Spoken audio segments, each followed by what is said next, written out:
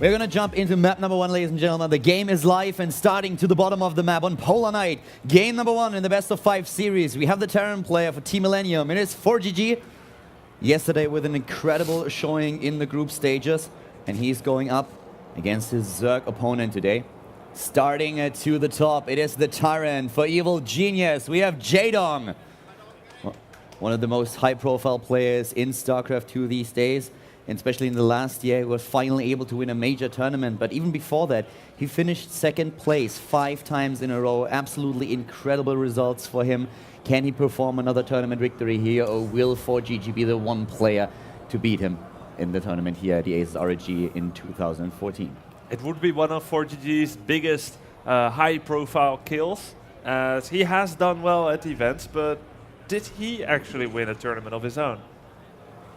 ForGG, I know that... He did really well at the first season of WCS and went to Korea, but there he couldn't really perform on the same level and wasn't able to go to the final round, where we then saw finally the Protoss players doing really well. So I really don't think that he has the results on the same level as Jaedong just yet. That's right. In WCS Season 1 in 2013, he got top 4 in... Yeah, he got top 4, but he got stopped by Stefano. And the final game of ForGG was interesting to say the least. It was on Polar Night. It was on an icy map, not Polar Night, and he was doing really well. And it looked like he was about to close the series against Stefano when suddenly his own Widowmines decided to turn against him. 5 explosions against Stefano's units exploded on his own medivacs as well, and he lost his entire army in the blink of an eye. A haunting moment, and since then we haven't seen as high placements from him. But now he's looked stronger than ever. Is looking maybe to make a dent in Jaedong's record. And so far, ForGG in the tournament played only 2 Zerg players in best of 5s. He was going up against, of course, Snoot and also against Red, and he didn't drop a single map there.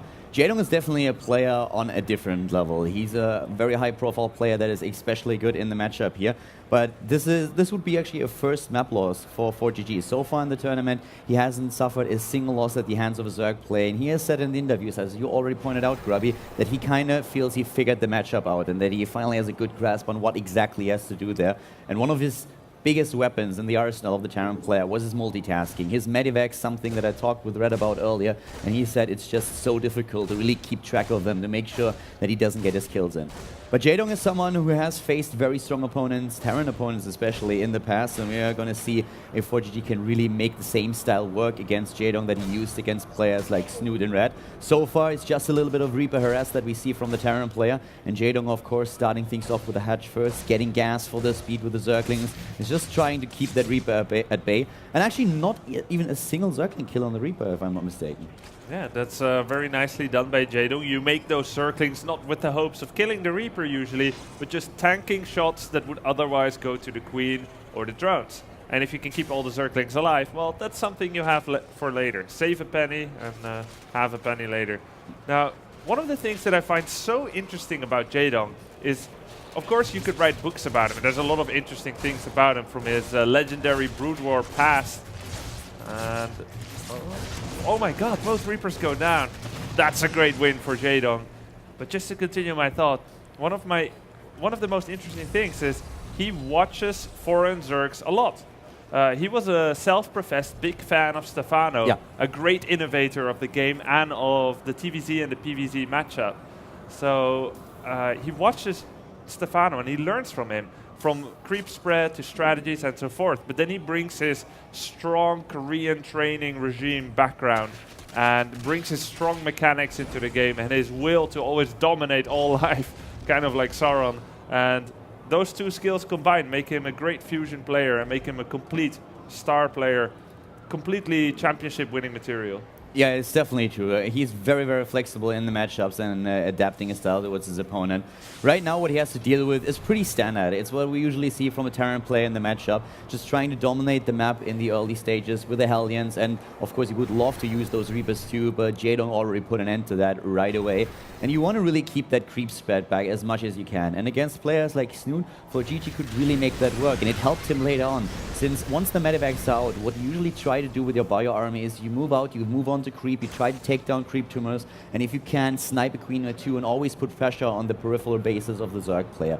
And if you are able, with the early Hellions and a few Reapers, to keep the creep spread low, then it's very, very easy for you to apply a lot of pressure, and it's so difficult for a Zerg to stop.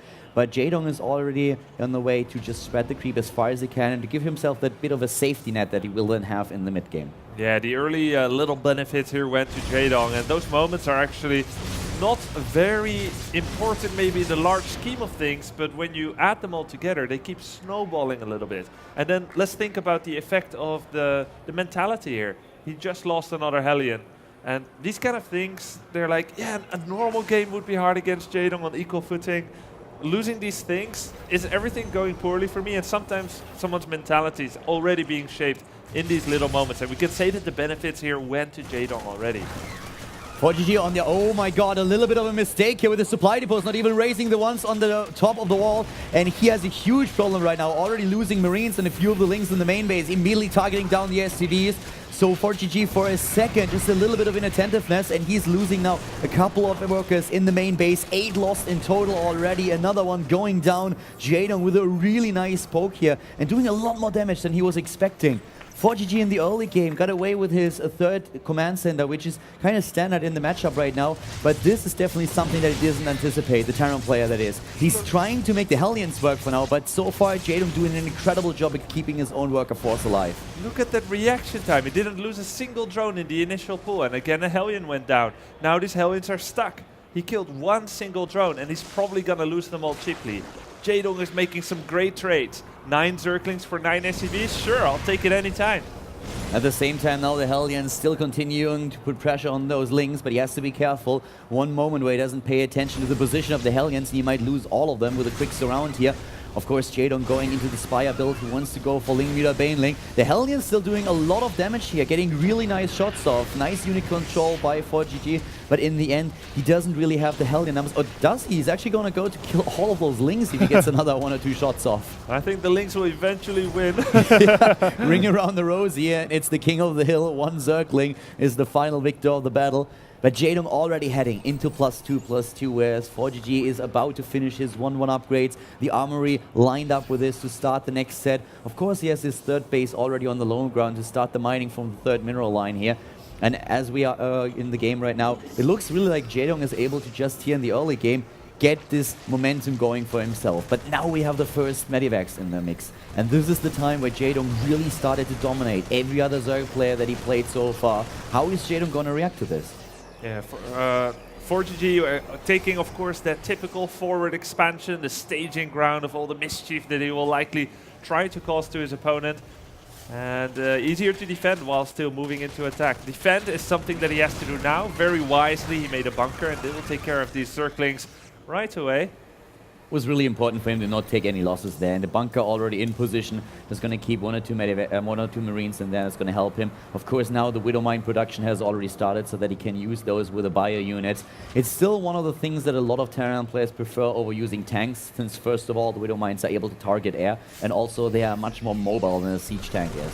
You don't have to babysit them the entire time. And here we go, straight onto the creep. The scans already job taking down all of the creep tumors. Really well done by the Terran player. No Mutalisks, or not a lot of Mutalisks in the game just yet. So you always have the option of just moving back with the Medivacs. But for now it looks like ForGG is here to stay. The Widow Mine shots going off, and at the same time the Terran player moving back, trying to snipe as many of the Banelings as he can. Only Zerglings and a few of the Mutalisks are left here, but a lot of Marines still in the picture. It's about the Medivacs now, and that's exactly what Jaedong tries to target down immediately. Those so expensive units. But for now, the Terran player able to just sustain his army size.